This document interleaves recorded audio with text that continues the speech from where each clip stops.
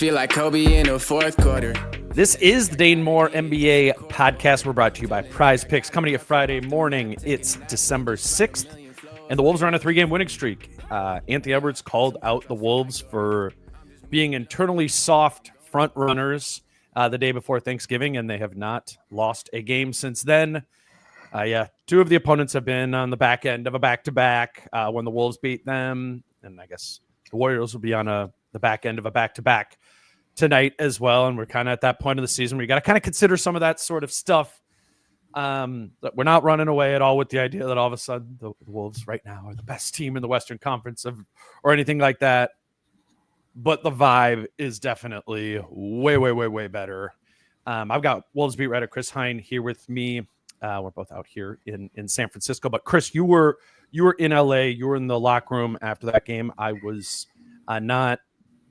Though, at practice last week, then when they were in Minnesota, it felt like things were getting back on track. What was this like after another blowout win over the Clippers on, what was that, Wednesday? What was the vibe like in the locker room? It was back to good times and laughs and jokes and you wouldn't think that this team was in a pit of despair 10 days ago or something like that. Yeah, no, it was everything is on the up, and I think it really it starts and ends with the defense right now.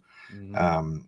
This sort of renewed energy they found, fly around mentality that they're adopting on this year's team has, I think, really engaged the whole team as a whole. Sure.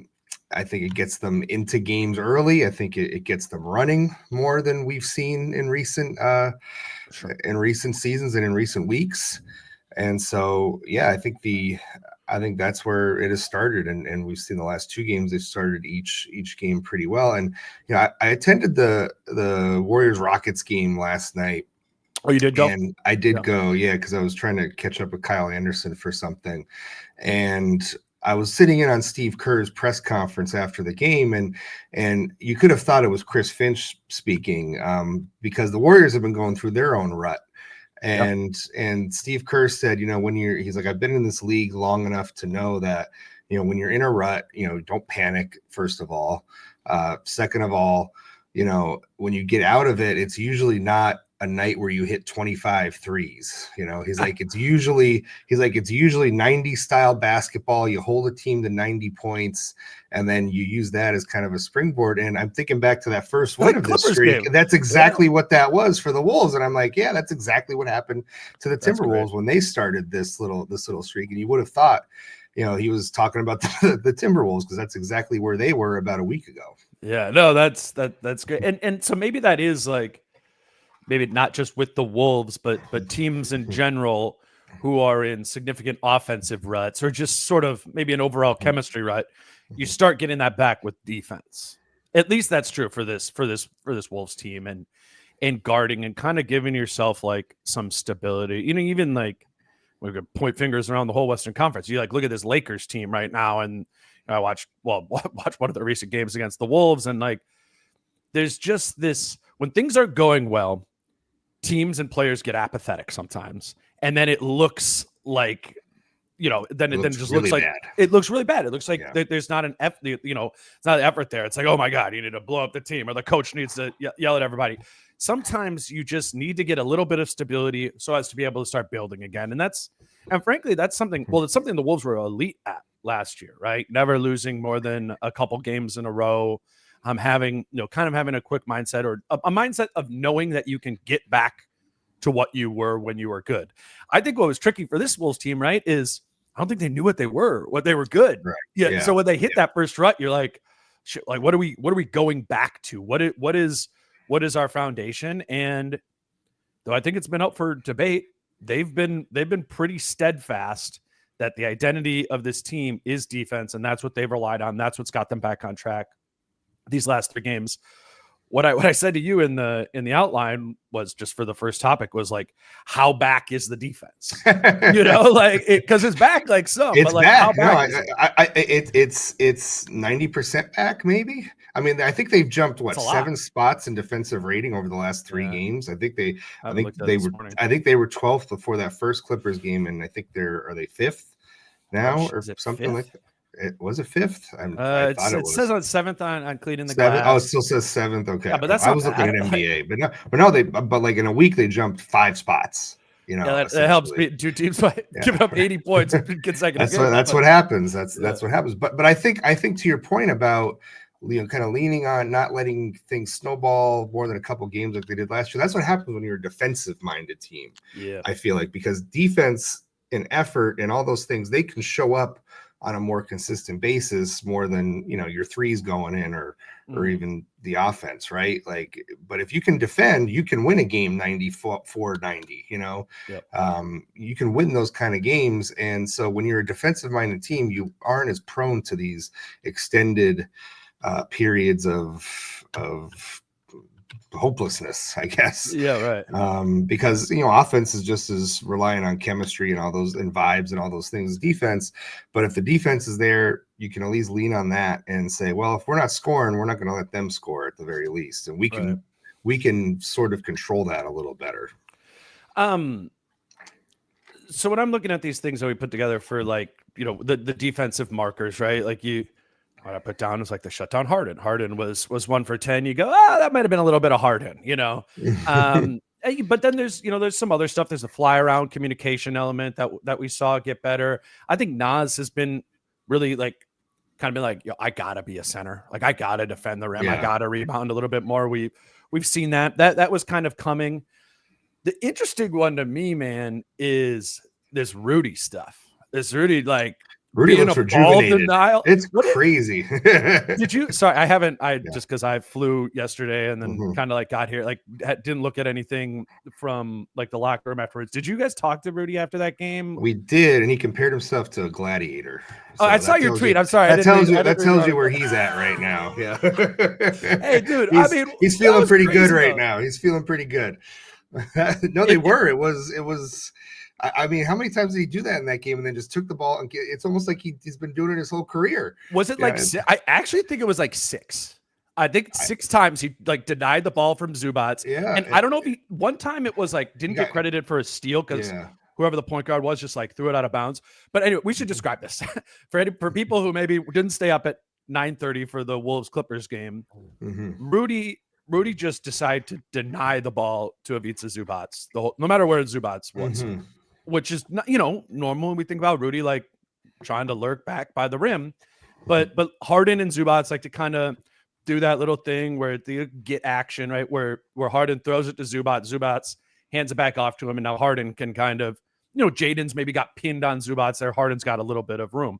Well, Rudy was like, I'm just gonna not let Zubats catch this, and he did it. He really did it the whole time. If you did see the Lakers game, people, or maybe you saw the highlight of this where Rudy had that kind of pick 6 against Anthony Davis where he tipped it away and went and actually a kind of fast break. Did Rudy look kind of fast? He was very spry. Yes. It was very spry. Yeah. So I don't know. I mean, to me, we'll see if Rudy keeps doing that or if that makes sense against every opponent. But Rudy defensively has looked special in these 3 games, and for me, for that doesn't matter who the opponent was, if they're on a back-to-back, whatever, because Rudy just has to be special for this team to be a top 5, to be one of the best defensive teams in the league. And when we go back 2-3 weeks ago to Portland, when he was telling us about, this is on me, I'm being indecisive defensively. How many games was he saying that? Rudy is back in a rhythm, and I don't know if he's going to be like Darrelle Revis shut down corner every game the rest of the rest of the season. But for Rudy to get back, do the kids out there remember Darrelle Revis? By the way, yeah, Gobert Island. Come on, I know, right? It was a long time ago at this point. Was it a long time ago? Shit, it was over a decade ago. Okay. Yeah. Well, I'm not sure. I'm not sure how we do it. The 19-year-old. Well, whatever. Right. Some people know who Darrelle Revis is, but I think Rudy defensively. If Rudy's back, the defense is back to some degree, and that has me believing that this isn't some flash in the pan. Now the Warriors are going to present a different challenge. I'll maybe be closer to that 90% you just said if they rattle off 2 good defensive games against the Warriors. But they're certainly in a different place defensively, and it's not just Rudy. It kind of feels collective to me. I said Nas, even Ant. I feel like Ant is really like practicing what he's preached. Julius has been, I think, more engaged defensively, and then the special guys like Nikhil and Jaden. Yeah, I don't know. I just think this defense is moving in the right direction. It is. I'll say another thing about these plays Rudy has had. We talk a lot about, Ant obviously gives the team a lot of energy and some of the things he does on the floor, great dunks, things like that. When Rudy does like a pick 6 like that, it fires the team up. Like you should watch the bench react the next time he does something like that. They go crazy. They like he I think early on in that Clippers game, he did one. The first, it might have been the first one he did. He goes down the floor and then he gives like a no look pass to Jaden for a layup. The bench was going just nuts. I was on the other end of the gym, but I just watched the bench. Everybody's up, everybody's jumping up and down, like they can't believe what they're seeing. So, those are energy plays too. Like I think it just gets the team really fired up when Rudy does something like that. I think it has an intangible effect as well. It also like. What you said at the beginning was, they got back some of that. They seem like they're going to be more of a fly around team. Well, the first time we really familiarized ourselves with the fly around terminology was the year before Gobert, right? That was the Pat Bev team. That's the Carl's playing center team. Jared Vanderbilt starts, and we all kind of got familiar with what that looked like. And what flying around is allowing your other teammates to be aggressive. And then flying around to cover for them on the backside or whatever, just scrambling, having that constant energy of I'm looking, Chris is going here. I'm looking to have Chris's back there, and it's a constant sort of flow. It's the on the string part of it. And I think Rudy doing this, which is definitively aggressive, right? Being a ball denial guy, is Rudy letting go of some of his conservative roots to be I actually think the best thing for us, or I am going to empower us to play an aggressive style defense. And if Ivica Zubac does catch this when I'm trying to get a pick 6, I got some faith that the guys behind me are going to rotate behind. And we're going to be out of position. We're going to need to fly around, but it's not going to just be a free bucket. And that was so the energy of, again, the Pat Bev, Jared Vanderbilt Wolves, which guys like Anthony Edwards and Jaden McDaniels, remember, and they fit that pretty well too. But to me, it kind of seems like looking for a new sort of identity defensively, because last year the defensive identity was more just kind of brute physicality and size in many ways, and Carl in the lane. And this one, theoretically, I think fits this group a little bit better. It does. I think it does when you think about also just the personnel that they're operating with, right? And I forget who I was talking to about this yesterday, but so you have eight rotation pieces, right? And last year, obviously you have Cat and Kyle Anderson as 2 of those, right? Cat has played the fly around before, as you mentioned, but Kyle is not fast or not the most athletic of people out there on the floor. Is that what you had to talk to him about last night? No, that's not what I talked to him about last night. So Kyle, I think he would know. So Kyle, I haven't seen you in a while, but you're not the most athletic. Sorry. It's not what I talked to him about. But you replace him with Dante, essentially, right? Dante's kind of assumed that spot in the rotation, right? And Dante is more adept at that, right? So I think in Julius, I'm not sure what a defensive identity would be for Julius Randle, but I don't think that it's necessarily anti fly around. It's small. So, I mean, what do we think Julius is best at defensively? Man to man, I think just switching, that engages him, which I think is kind of some of that. Which is kind of so when you bring in 2 new pieces to the rotation, it does affect the chemistry of what you are able to do defensively when those guys are playing collectively 55, 60 minutes a night potentially. So absolutely. I think that can't be overlooked in what's going on here. Now, we could talk about some of the weaknesses of a fly around defense. If you remember 3 years ago, that team gave up a lot of corner threes. That's one of the weaknesses, because if you're constantly compensating to protect the rim, you're leaving open oftentimes corner threes. And there were times against the Clippers where guys had open looks. They were just missing them. That's a really good point. Yes. So that's one thing to watch out for, is this team potentially giving up more 3-point volume and more high value corner 3-point volume as they adopt this approach. And number two, the other problem with the fly around mentality, rebounding. Yes. Because guys are out of position. They're maybe trying to box out guys that are larger than them. So, it can be a problem sometimes rebounding. So they have to really mind the rebounding aspect of this if they are going to play this way. And I think they've done a pretty good job of that the last week, but it is something to watch, because I think they're more vulnerable rebounding playing this way than they were a year ago, for instance. 1,000%. And the biggest thing that I think of off of that is you are going to get exposed in the corner sometimes, and you are going to give up offensive rebounds sometimes. Can you keep the mentality, not get deflated through that?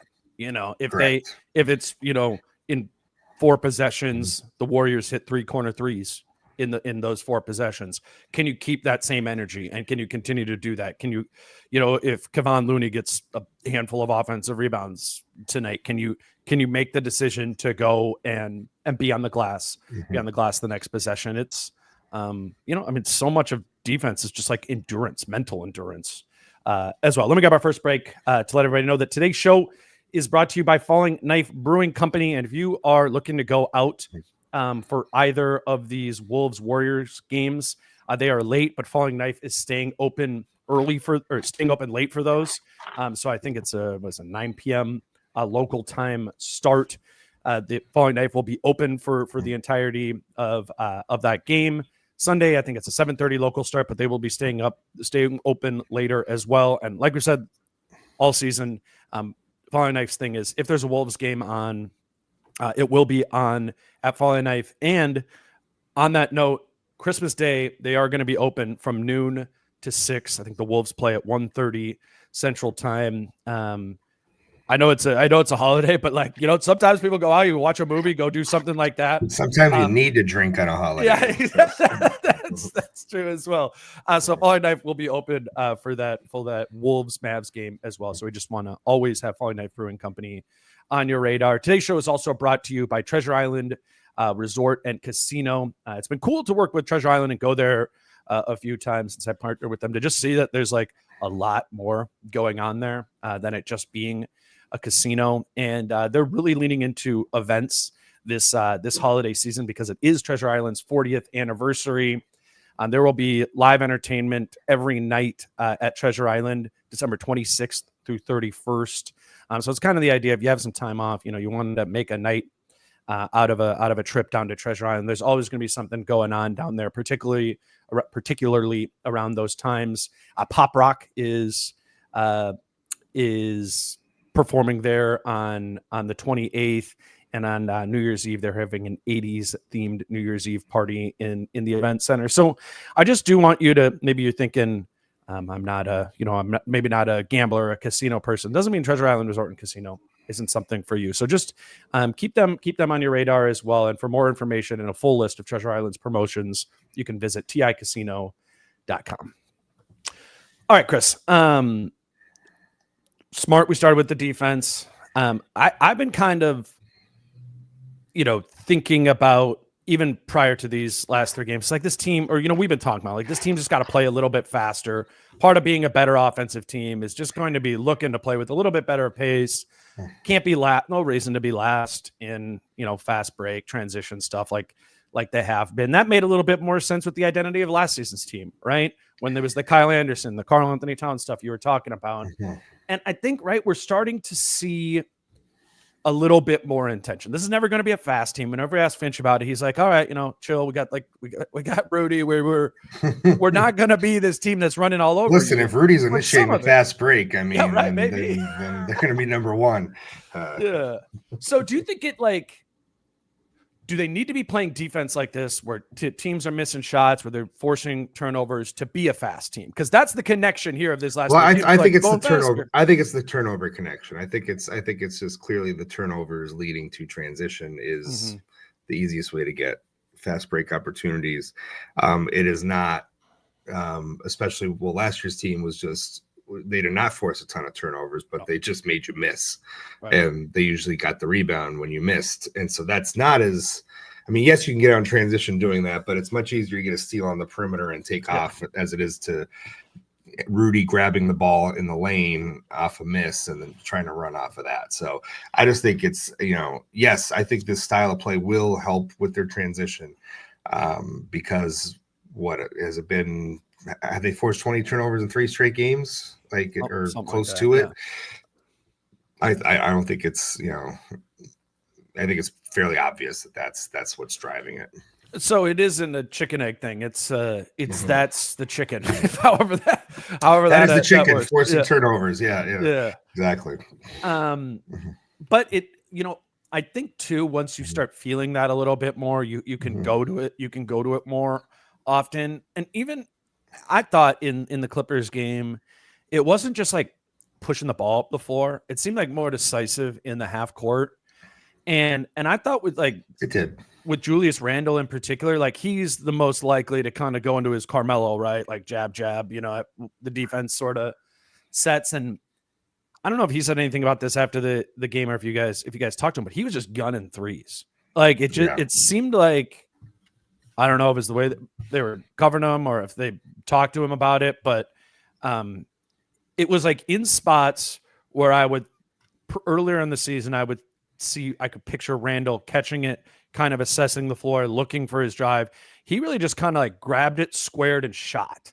And I don't have the box score up in front of me. I don't know if he shot a ton, but I remember at the beginning of the game, he did that. He was firing, right? Yes. And that just leads to a little bit more decisive in the half, decisiveness in the half court, which is a little bit more pace in the half court too. And I think that's important for this team offensively. Yeah, that was definitely noticeable in that first quarter. I think it was why they played so well in that first quarter, because that's what this is designed to do. It is designed to be more quick decision offense, and that's why we wondered about his fit in this system and this offense, was because he is not usually a quick decision player like that. But the other night he was in that first quarter. I think he had 16 in that first quarter, and that is a blueprint for how Julius Randle can operate and capitalize off the attention that Anthony Edwards is drawing. And boom. You look at the box score from Ant. And, it wasn't a great shooting night, but Finch had nothing but positive things to say after the game about how he played, in terms of making decisions, getting off the double teams early. Really felt like that was the catalyst to their success early in the game was Ant's decision making, despite himself not having a great shooting night for the second straight night. Yeah, he was 5 of 14 overall from the field. 4 of 9 of that was from 3, so it was only 5 2-point shots, and he only made 1 of them. But overall, it's at 16, 6, and 4 for Ant. He also had 4 steals. Was a plus 27 in that game. What have you just kind of made of this? I don't want to call it like a roller coaster, but it's been like kind of a Ant journey with offense this season too, where it was he's just shooting a million threes, making a million threes at the beginning of the year. And it's not like, he still was 4 of 9 from 3 there, but I don't know. It feels like he's kind of in an in-between place offensive. Would you agree with that? Like, yeah, I mean, he's, because of the attention he's drawing, it almost just dictates how he has to play, right? True. And the challenge for him is not to get frustrated. It's not to force it.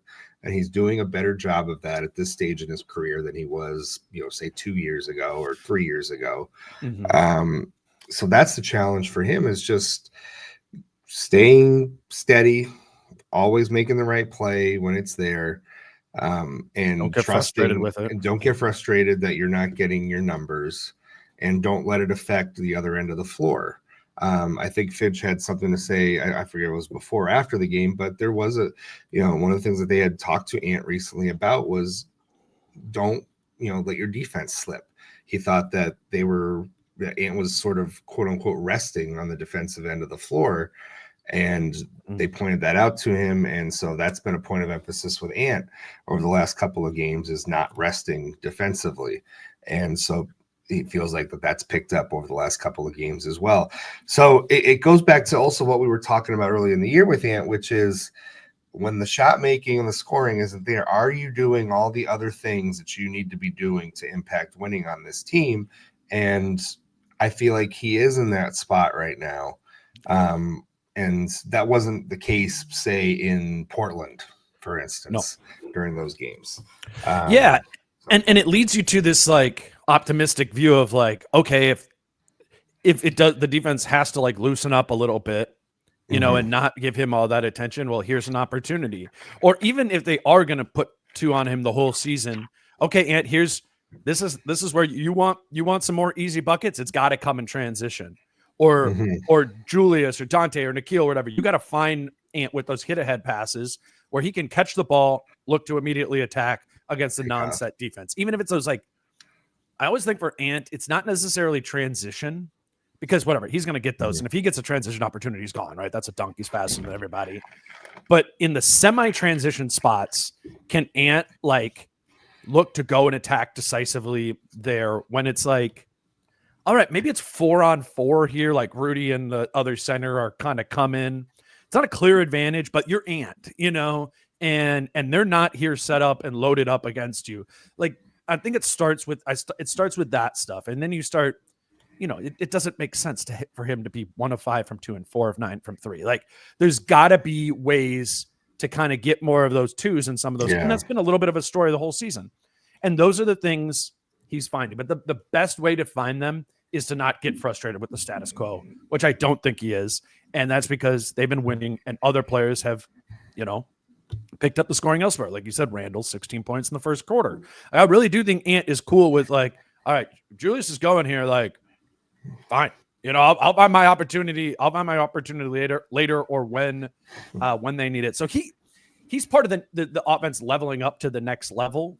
But I don't think he's lost in the interim, if that makes sense. No, and he's always the type of player where if things are working and setting up teammates is working and they're scoring, and like he's gonna have no problem doing that and playing that role. That's he'll take a step back in that sense. He won't really try to force too much. Right. Sometimes he will. He won't really try to force too much of the issue with his own scoring. And I think that's also a bit of a difference as well. And he won't get disengaged as easily or as much as he did a few years ago. So those are the little subtle changes that you've noticed with him over the years. But to your point, I think try to find those instances where it's a shape-shifting sort of defense, even if it is, like you say, like a 4-on-4 or a 3-on-4 even, but the defense just isn't set yet. Those are the moments he has to really try to take advantage of and attack, because they just don't come as easily or as frequently for him now. Right. I don't know if this is a thing at all. I haven't talked to him or heard this at all, but you look at like the past couple of years for Ant, and there was, I don't know how to put it other than numbers mattered a little bit more.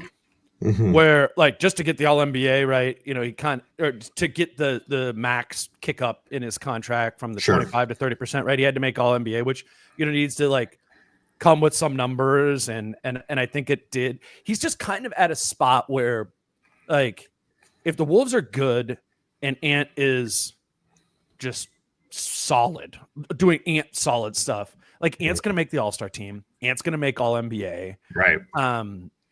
Maybe someday if he wants to win an MVP, like it's going to be different, but that's not this season. Like Ant isn't in the MVP conversation, and that's not like whatever. It's just not what the situation is. He's not used. He doesn't have the role that like Shai Gilgeous-Alexander and Nikola Jokic do. But in many ways, it's totally fine for the Wolves if Ant has 16 points in a game.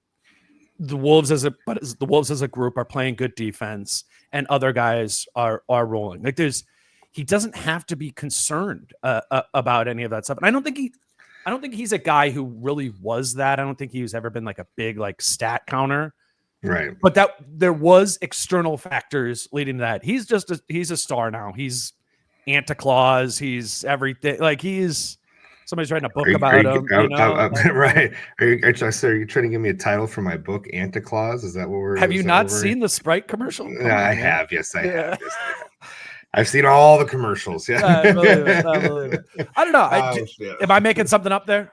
No, you're not. What I think the other thing that is maybe a bit of an added hidden thing in this is if teams are going to double him and try to take him out of a game or whatever, just make other people beat them. I think back to like 2 years ago, he was expending a lot of energy every night on the floor, and maybe in a weird way he doesn't expend as much energy because if he's just getting off the ball. Yep. Maybe as the season goes on, maybe he'll have a little more in the tank on a night in night out basis. If teams are just going to be like, all right, we're going to double you, give it up, and then see what happens. Obviously it's on the Wolves to try to and they did such a good job of that in the playoffs last year, find ways to get it back to him.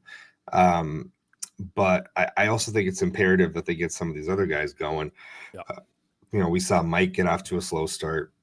It's imperative that Julius finds his identity in here. Dante, and obviously, Nas has played well of late, and Nikhil's been cooking all season, as the kids say.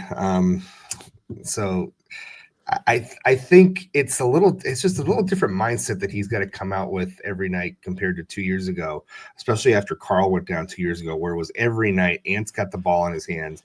And if he doesn't make something happen offensively, it's really rough going, So I think it's just a little different this year. I think he has a little more help in that regard. And I think maybe if teams defend him like this, I think he may end up having more energy as the season goes on. Yeah, no, that's true. There's value in that. I do want to see the once a week though, the attack in the rim, emptying the tank. It's okay to empty the tank, but you're right that once Carl was down last season, missed the last 20 games, Ant went empty tank every game. And if he didn't, they lost. Those were lost to the Hornets or something like that. I think he's having an interesting season. The numbers are good because the threes don't stop going in or taking them. Like he's finding a way to get to those. I think there is an Ant explodes stretch possible here. Oh, for sure. Yeah. Where it's the getting to the basket, just wrecking whatever the coverage is. And hitting the threes, and I'd almost be surprised if that doesn't come. Let's move over to Josh Minott though. He played. He's got the Joe Ingles / Rob Dillingham Memorial play 5 minutes. Man. In the first quarter role, which we've learned is a role that if you play well in those first 5 minutes that you get in the end of the first quarter, early second. You get more. And in this game, that beginning, that first shift, he got in. I don't know if it was his first possession, but it was one of his first possessions. He got that offensive rebound, right? Kind of came right to the free throw line. Minott's big, jumps in there, snags it, kicks it out to DiVincenzo. That's a three. Couple possessions later, he has that pick and roll that I think if you've seen highlights again too, Nas just comes and sets him one, and Minott goes head down to the basket, has the big dunk in the lane. And then the possession after that, he had that nice little drop off to Rudy for a dunk. That was all in the first quarter. That was all in the 2 minutes. Yeah. Yes. And you were like, okay, Josh. And that's about what you need to do to earn those extra 3 minutes, right? and he did, man. And it wasn't just cool Josh stuff. The dunk, that's the old whoa, we saw that in Summer League, and it's like the stuff Terrence Shannon Jr. is doing now, right? Like, right. I see athleticism and power here, and there's something there, right? But this might have been one of the first times where you just can tell Josh has been one of those guys that has not been getting minutes for a couple of years, though on the fringes of being able to get it, and understood like, hey, I gotta go for offensive rebounds here. I gotta rotate here defensively. He's just like one of those guys that is like, and Dillingham's kind of the same way when he gets in. I'm doing what they want me to do, because if I do that, it'll lead to more opportunity. And it has. And Minott finishes with 13 points, 8 rebounds, and 3 assists in that game in 21 minutes of play. He played a lot of the garbage time, but it was a real role in the offense. Dillingham's out again, so is Ingles. So if there is a 9th guy, and I would assume he plays again in this 2-game set, that's what it has to look like. And I feel good. Feel good for him that he's found that. It feels like he is so close. Yeah. You know what I mean? Like it just feels like he's so close to a breakthrough. And it really is just about getting the minutes or seizing it when he can. Like it really, we felt that in the preseason watching him. We're like, oh, this is the autumn of Josh Minott. I think I tweeted like 3 different times. It really doesn't. And the way the early season went, he wasn't playing again, kind of fell out of that 9th spot. But seeing him the other night, and it's just like, God, it feels like he's so close to breaking through. It really does. And if there was an injury or more injuries in the rotation, like to a significant rotation player, and all of a sudden 25 minutes a night opened up, right? I wonder what that looks like for him. I really do. And I wonder if that's the opportunity he really needs. Not to say you're wishing injury on somebody. No. But that's just life in the NBA. Guys go down and other guys get opportunities and minutes open up. And I feel like if that happens at some point in the season, I'm really intrigued to see if he takes that and runs with it. I really am. That's probably if/when a Nickeil Alexander-Walker, Jaden McDaniels, or Julius Randle injury Julius goes happens. out for a week. Yeah. Which, again, not hoping for any injuries, but the odds that one of those 3 players misses, a 5+ game stint at some point is high.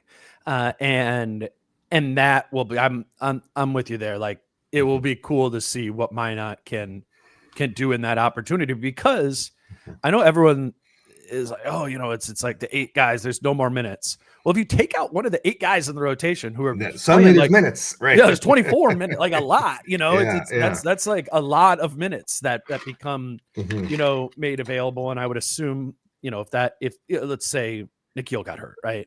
I think that's probably broken up a bit between Minott and Dillingham. Like maybe they both play, some, but it's a real role. And I think to different degrees, I'm excited to see both of them. Minott, it just doesn't seem that complicated. Like his role doesn't seem that complicated. Right. All right. I have a faith that he could kind of execute what he did there, so long as he's confident. Right. But that hasn't seemed to be an issue this summer. I'm with that too. But in the meantime, tonight, I mean, he's gonna check in with like 3 minutes left in the first quarter again, I would assume. And what does it look like again? Can he build off of this? Well, I mean, if you look also related to our previous conversation about Ant, Minott has come in for Ant in these last 2. Like they've given Ant a little bit of a blow at the end of the first quarter. Great point. Which doesn't always happen. So but here's the thing though, if Ant is cooking in the first quarter, they're not going to take him out. Right. Yeah. Good point. So I think there's a little correlation here. I think when Ant has been kind of struggling shooting wise, or not really scoring a lot early in these games, Finch has basically said, all right, last 2 minutes of the first quarter, let's give him a break. Josh, get in there. Yeah. And so that has been his opportunity. It's been giving Ant a little bit of an extra rest. It's not coming at the expense of anybody else in the roster. It's been just giving Ant a little extra time. So that's the thing. If Ant comes out and scores 15 in the first quarter, Josh Minott's probably not getting in there tonight. Yeah, or then maybe in the second quarter, and they want to play the bench guys. Maybe in the second, in the second he gets a little bit of run, but that's how he's gotten in the game the last couple games. It's been that 2-minute stretch that Ant sits at the end of the first quarter. So you're right, but counterpoint. Mm-hmm. I think with this whole sort of notion of like playing faster, more energy, whatever, for both Randall and Edwards, I wouldn't mind if their minutes played are kind of like per shift is shrunk. Like I've thought about that with Randall a lot, right? Where if you want Randall to be more of a transition guy, like grab the rebound and go, shrinking his, even if it's like if he normally plays a 9-minute shift, shrinking that down to 6, and then he comes back in earlier. I'm not even saying you like change his total minutes that he plays in the game, but there might be value with both Randall and Edwards, who have serious responsibilities on the offensive end, plus needing, like, they don't get a rest and hide defensively. I think if you're one of the Dillingham has to play sort of people or whatever, like a basketball argument for getting Dillingham in the rotation more, in this case, Minott, is being okay with Ant just playing 9 minutes there and not playing the whole first quarter. Because if he plays 9-10 minutes in the first quarter, okay, now you can come back in 2 or 3 minutes earlier in the second quarter, right? Like, right. I think there's a way to sort of reposition it, and they are doing some of that stuff. We've seen the rotation change, right? Now Nikhil's the first guy into the game, not Nas. That's a change, and it used to be Conley and Gobert would be the first two to check out together. Now it's been Conley and Randall, so I think they've been kind of doing that. Like, there's some elements of this that they can tweak. They just need to have confidence that the guy that they're giving the minutes to, in this case Dillingham or Minott, are not going to be this massive drop off. And I think what we can say is, at least compared to 2 weeks ago, for both of them, we're more confident that they could give productive minutes today than they could have 2 weeks ago, right? Does that make sense?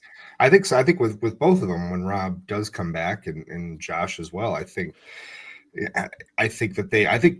related to the transition thing, I think Josh is and Rob are perfectly suited to try to up the transition of this team. Mm-hmm. You could really, I think, with Josh, kind of put him in a lot of different positions, or the 3, the 4, and really do some lineup shape shifting with him in there, with his ability to guard and rebound and get out. So I think he can present a lot of different options for where this team wants to go in the few minutes that he is on the floor. And I think it's just sunk in for him, in year 3, what he has to do to get the role, right. To try to maintain it. You see Rob doing it too. It's like pointing, it's this extra intention. And you see him, I think he's beyond the point of getting frustrated. I think you kind of bang your head against the wall so long and you get frustrated, and finally the wall kind of falls down. So you're just not angry about it anymore. So I think he's kind of at that point.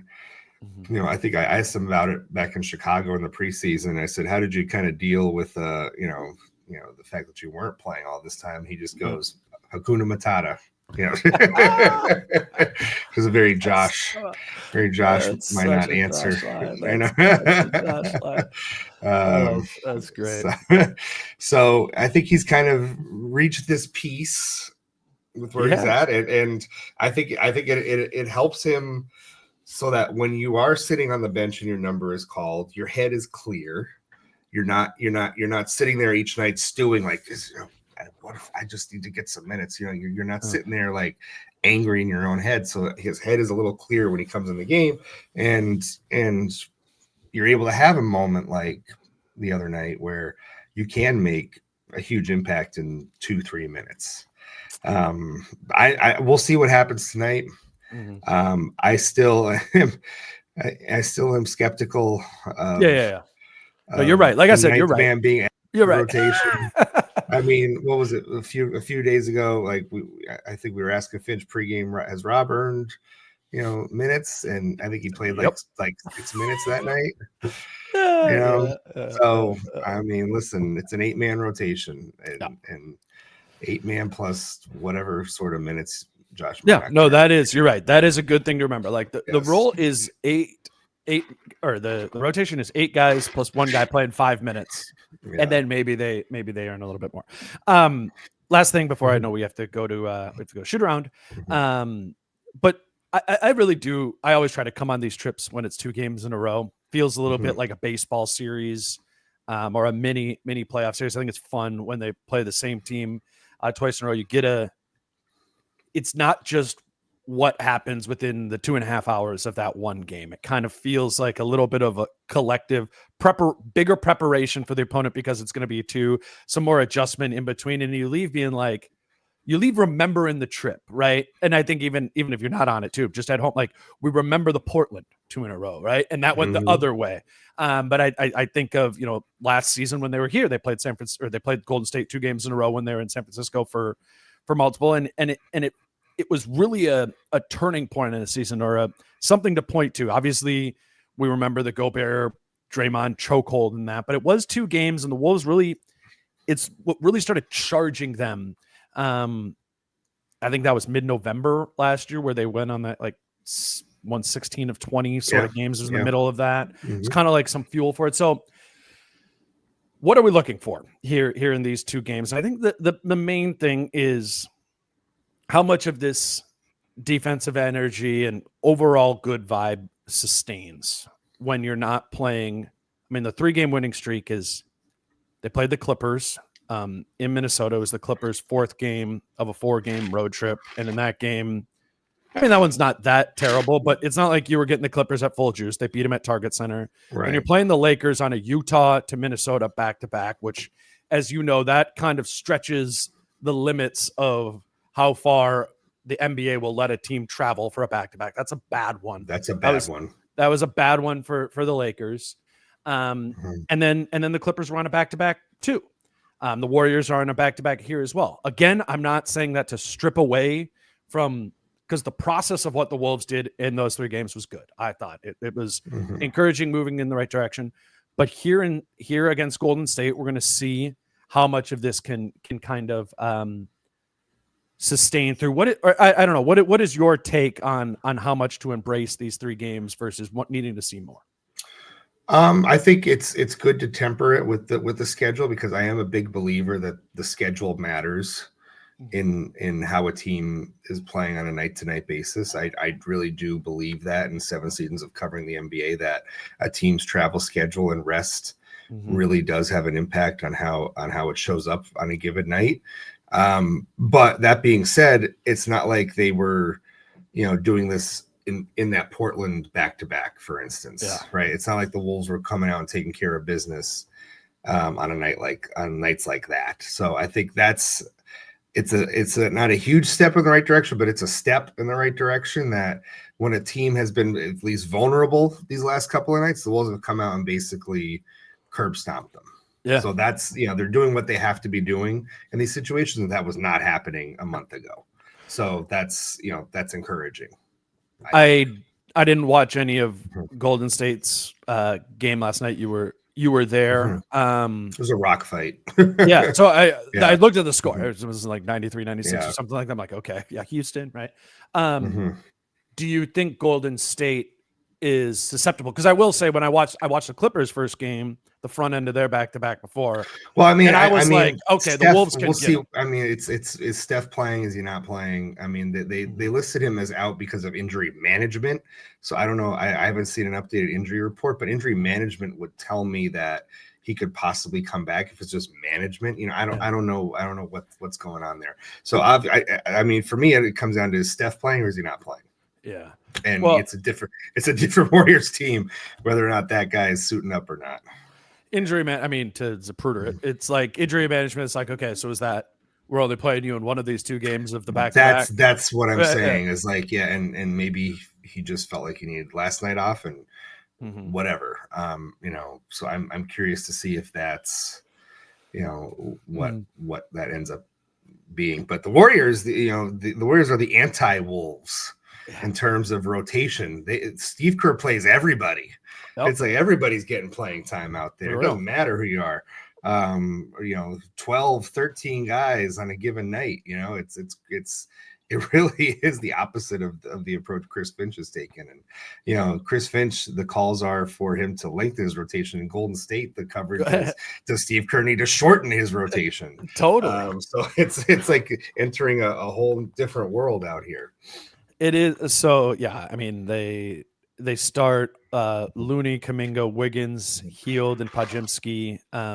Last night, I just know from like looking at box scores and stuff, when I see Golden State, often it's you look at their starting lineup and they'll have like a starter who played like 17 minutes or something like that. And they kind of like, they are not aiming always at their starting five being the five guys who play the most minutes in the game, and then they, let somebody else, and probably like, Moody plays 23 minutes off them. And it looks like they played 10 last night, even without Draymond and Steph. So it's one way or the other, it's baked into their plan. I think maybe to the back-to-back point, right? Theory would be they'd be less drained if everybody's been playing fewer minutes, played fewer minutes last night. It's just gonna be an interesting opponent overall. They're gonna move the ball, right? And to the, like, that's the counter to the fly around, right? Because you can pass the ball to the corner faster than you can run there, Right. And so it's going to be a real test, I think, for the Wolves from a moving with the ball standpoint, the way they have to. Interested to see how much they like switch, kind of treat it like the Boston game a little bit, of like guard yours, really focus on that. Maybe don't rely on help as much and put yourself in a situation to rotate. I also think another thing that's always really interesting to me about Golden State is for the last 3 years, they've allowed the fewest shots at the rim in the NBA. And this season, they're second in fewest shots allowed at the rim. And the team that allows the fewest this year is the Kings. And Mike Brown used to be the Warriors defensive assistant coordinator. Yep. I've never like totally got that, because I don't think, they don't have like a like a Gobert or Porzingis rim protector, something like that. But they're gonna switch out on you, and they're gonna try and build that wall away from the basket. And that'll be interesting to see how Julius and Ant handle that, and I think this leads to the opportunity for this to be a spray the ball out to the perimeter game. Be nice to see Jaden knock down. I think Jaden will get a lot of open shots. Mike, Nikhil, some of those other guys, they're going to pack the paint. That's what Golden State does. So it'll be an interesting challenge too, I think, in the greater context of where the Wolves are at right now. Yeah, they're very sound, and even though they play a lot of guys, they all seem to be on the same page.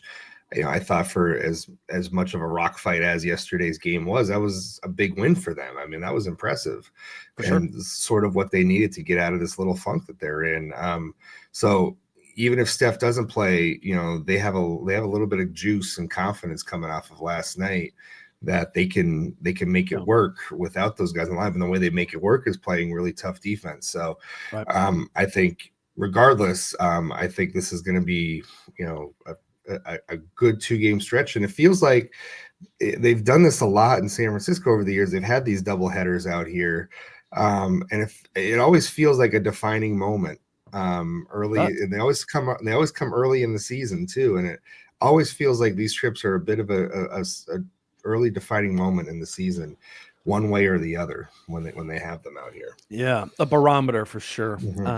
It'll be interesting to see. Quickly put up I looked at some of the Prize Picks stuff today. Show's brought to you by Prize Picks. We'll wrap up with this kind of along the lines of what I was just talking about here. They have Jaden McDaniels making 1.5 threes, or making 2 threes as like a juice number. It's got the little demon there. I was like, I think this will be a game where Jaden gets 6-7 threes, 3-point attempts. And I know he hasn't been shooting the ball that well, but I don't think it's crazy to think that Jaden will make 2 threes in this game. So I put that one on there. I think this could be an impactful Mike Conley game. The number I have up for Mike is more than 21.5 points plus rebounds plus assists, which again is juiced. And then you can't do all Wolves, so I put a Warriors one down on there for Steph to have more than 19.5 points. They have him up there. I don't know, so maybe he's playing. I don't know. They're assuming he's playing. Anyways, I normally just do 2-leg ones, but I thought it'd be fun to do one with some demons and goblins on here. So that's my lineup I like for this game. And because it is the 3 legs with some of the demons and goblins in there, that one would pay 9-1. So $5, just kind of for fun, of little kind of predicting the game script sort of thing. If that one hits, that would be a $45 payout. It's also Friday, so they have protected plays up to $35 on Prize Picks there. So I would recommend, if you do make lineups, do them on Friday, because you can have your one lineup protected, which means if it loses, you get the funds given back to you in promotional, in your promo account there. So prizepicks.com, Prizepicks app, check it out for the NBA too. We talk about the NFL a lot. If you use the promo code Dane, you will also be credited $50 to your account when you make your first $5 lineup. All right, Chris, I appreciate you joining us here. I know you and I are both about to head over to Chase Center for Wolves shoot around. Chris, ordering my car right now. There you go. Oh yeah, you're not. You're going. Yeah, I'm over. Yeah, you got a little bit of a hike there. I will see you over there. All of you guys, listeners, follow Chris's work. Kyle and I will be doing a pod on Saturday. But if you're looking for immediate coverage from the locker room the next morning, you're gonna go to Chris's Twitter feed to find a story, or go to StarTribune.com, because I do think this will be an interesting series. So more to come from me in San Francisco as well. Again, after tonight's game, Kyle and I will do a pod on Saturday morning that will be out a little bit mid-afternoon on Saturday. Follow Chris on Twitter at Christopher Hine. I'm Dane at DaneMooreNBA. Until Saturday with Kyle, he's Chris, I'm Dane. Peace out. How I'm feeling, man, I hope it never stop, yeah. Green and hot so you can find me in the crowd, yeah. Don't let standards ever bring you down, yeah.